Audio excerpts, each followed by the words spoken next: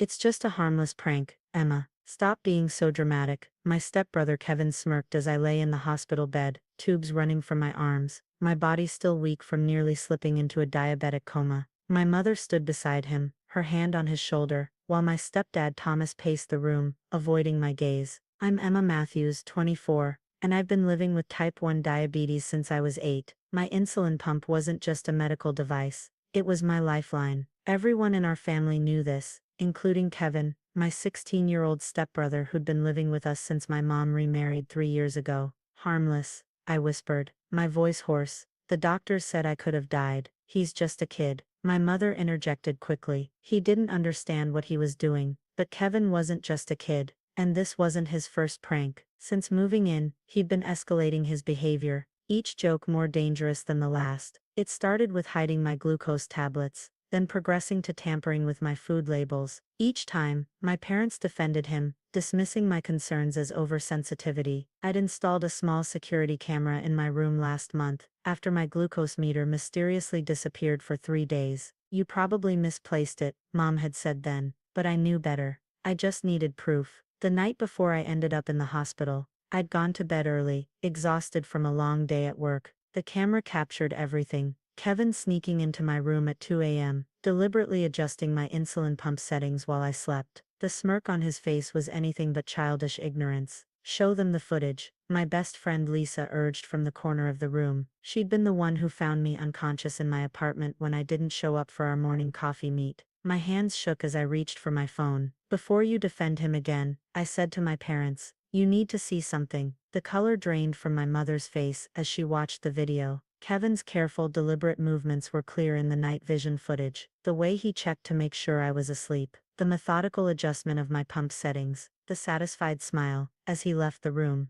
I was just curious, Kevin stammered, his confident smirk finally faltering. I didn't think it would actually hurt her. Curious. Lisa's voice cracked with anger. You changed her insulin delivery rates. The doctors said her blood sugar was dangerously high when they brought her in. Thomas finally stopped pacing. Kevin, tell me you didn't know what you were doing. But the footage didn't lie. Kevin had spent weeks watching me manage my diabetes. He'd seen me adjust my pump settings, heard me explain how critical the correct insulin doses were. This was no accident. I just wanted to teach her a lesson, Kevin muttered, his true colors showing through the cracks of his innocent facade. She's always getting all the attention with her special needs and medical conditions. It's not fair. The silence in the hospital room was deafening. My mother's hand dropped from Kevin's shoulder, and for the first time since this nightmare began, I saw real fear in her eyes. Not fear for me, fear of what her precious son was capable of. We need to talk about this, I said firmly, despite my exhaustion, about all of it. The missing glucose meter,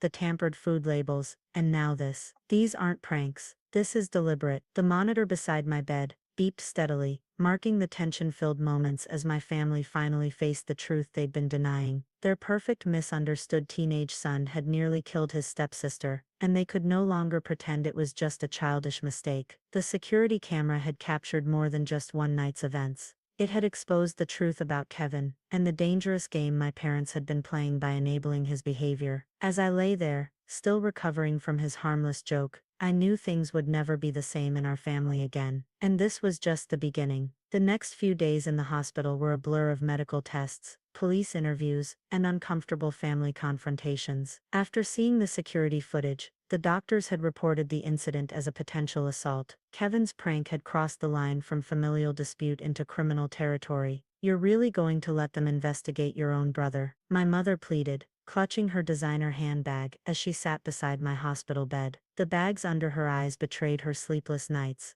but her concern was still focused on Kevin. Stepbrother, I corrected quietly. And yes, Mom, this has to stop. The police had been particularly interested in my documented history of Kevin's escalating behavior. My detailed diary of missing medical supplies, tampered equipment, and suspicious accidents painted a disturbing pattern. The detective assigned to my case, a no-nonsense woman named Detective Torres, took it all very seriously. Your stepbrother's actions show premeditation, she explained during one interview. The security footage proves he understood exactly what he was doing with your insulin pump. At 16, he's old enough to face serious consequences. Thomas, my stepdad, tried a different approach. He offered to pay for my medical bills, therapy, whatever I needed. If I'd just agree to handle this within the family, we can get Kevin counseling, he suggested, his voice strained. He's been struggling since his mom passed away. He needs help, not punishment. But I remembered Kevin's words in the hospital, his resentment over my special needs. This wasn't about grief or teenage rebellion. This was calculated cruelty. Lisa visited daily, bringing fresh clothes and her unwavering support. Don't let them guilt you into backing down, she advised while helping me sort through the get well cards piling up on my bedside table. Kevin needs to face consequences before he does this to someone else. She was right. The more I thought about it, the more I realized this wasn't just about me anymore. Kevin's behavior was escalating, and my parents' enablement only encouraged him. What if his next prank targeted someone else with medical needs? I couldn't live with that on my conscience. The hospital's social worker recommended I stay with Lisa after my discharge, until your home situation is sorted out, she said diplomatically. But we all knew what she meant. It wasn't safe for me to return to a house where Kevin had access to my medical equipment. My mother was devastated when I told her my decision. We're family, she insisted, tears welling in her eyes. Families stick together through hard times. Family doesn't try to kill each other, Mom, I replied, my voice firm despite the emotion threatening to break through. And family doesn't defend someone who does. The day I was discharged, I noticed Kevin's absence from the usual family drama. According to Lisa's sources, her sister worked at his school. He'd been suspended pending investigation. Apparently, the security footage had sparked a deeper look into his past behavior. They found disturbing posts on his private social media. Detective Torres informed me during a follow-up interview. Screenshots of medical websites about insulin overdose, jokes about teaching diabetics a lesson. This wasn't an impulsive act. My mother and Thomas were forced to face the reality they'd been denying. Their perfect son had methodically planned to harm me, documenting his intentions along the way. The harmless prankster facade was crumbling, revealing something much darker beneath. As Lisa helped me settle into her spare room, I received a text from my mother. Kevin's being evaluated by a psychiatrist. They're recommending residential treatment. I'm so sorry, Emma. I should have listened sooner. It was the first real acknowledgement of her role in enabling Kevin's behavior, but it felt like too little, too late. The trust that had been broken couldn't be repaired with a simple apology. That night, as I carefully checked my new insulin pump the hospital had replaced the one Kevin tampered with, I realized how close I'd come to becoming another tragic headline. Teen's prank leads to stepsister's death. But thanks to that security camera, I was alive to tell a different story. Lisa sat with me as I adjusted my pump settings, neither of us mentioning the elephant in the room, that this simple medical task now carried an extra weight of anxiety. You're safe here, she assured me, squeezing my hand. No more harmless jokes. I nodded, but we both knew this story wasn't over. Kevin's residential treatment evaluation was just the beginning. There would be legal proceedings, family therapy sessions, and countless difficult conversations ahead. But for the first time since this nightmare began, I felt like the truth was finally coming to light. Sometimes it takes a security camera to expose what family denial tries to hide. 6 months after the harmless joke that nearly killed me, I sat in the family court waiting area, my hands clutching the updated medical report my doctor had prepared. Kevin's juvenile court hearing was about to begin, and despite my mother's repeated pleas for leniency, I wasn't backing down. The psychiatric evaluation had revealed disturbing patterns in Kevin's behavior. He wasn't just a troubled teen acting out knots, he showed signs of calculated manipulation and a concerning lack of empathy. The residential treatment facility, where he'd spent the last few months, had documented multiple incidents of him attempting to manipulate staff and other patients. Your testimony is crucial, my victim advocate explained, reviewing my statement one last time. The judge needs to understand this wasn't an isolated incident. Lisa sat beside me, her presence steady as always. She'd taken a day off work to be here, understanding how difficult this would be. Facing Kevin again, telling my story in front of everyone narrated, it wasn't just about justice anymore. It was about making sure this never happened to anyone else. My mother and Thomas arrived last, both looking worn down by months of legal proceedings and family therapy. Mom tried to catch my eye, but I focused on my papers. Our relationship had become a casualty of her continued attempts to minimize Kevin's actions. He's making progress in treatment, she'd insisted during our last forced family therapy session. Can't we just move forward? But moving forward didn't mean forgetting. The nightmares still came.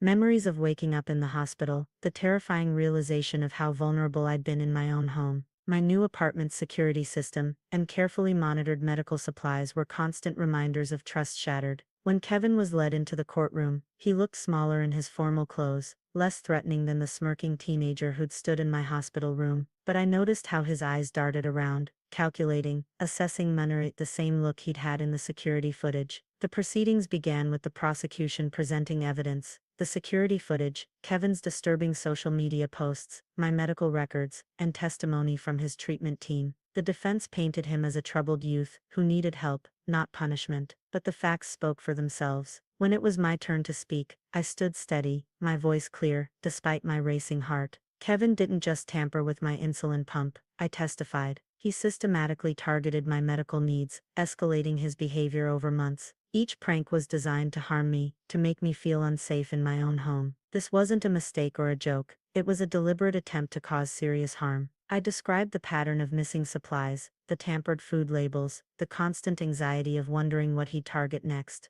The judge listened intently, particularly when I detailed how my parents' dismissal of my concerns had emboldened Kevin's behavior. Kevin's own testimony revealed the cracks in his reformed image. He struggled to maintain the appearance of remorse, his answers showing the same entitled attitude that had led to his actions. I just wanted her to know how it felt to not be the center of attention, he said, his mask slipping. Everything was always about her diabetes, her needs. It wasn't fair. The judge's decision was clear. Kevin would remain in residential treatment for at least another year, followed by strict supervised probation. He was ordered to have no contact with me, and any violation would result in juvenile detention. My mother cried when the sentence was announced. Thomas stood stone-faced, his hand on her shoulder, but I felt only relief. Finally, someone in authority had acknowledged the seriousness of Kevin's actions. After the hearing, my mother tried one last time to bridge the gap between us. "He's still family," she pleaded. "We can heal from this." I looked at her, really looked at her, seeing the woman who had chosen to defend her stepson's attempts to harm me. "Some things can't be healed, Mom. Some trust once broken, stays broken." Walking out of the courthouse with Lisa, I felt lighter. The security camera that had captured Kevin's harmless joke had done more than save my life. It had forced my family to face the truth they'd been denying. Today I volunteer with support groups for young adults with chronic illnesses, sharing my story as a warning about medical abuse and family enablement. My insulin pump is now part of a more sophisticated medical alert system, and my new apartment has security cameras in every room. Some might call it paranoid, but I call it survival. Sometimes the most dangerous threats come from those closest to us, disguised as harmless jokes, and sometimes it takes a security camera to expose the truth that family denial tries to hide. Kevin's prank nearly cost me my life, but it also taught me an invaluable lesson. Trust your instincts, document everything, and never let anyone minimize your right to feel safe in your own home.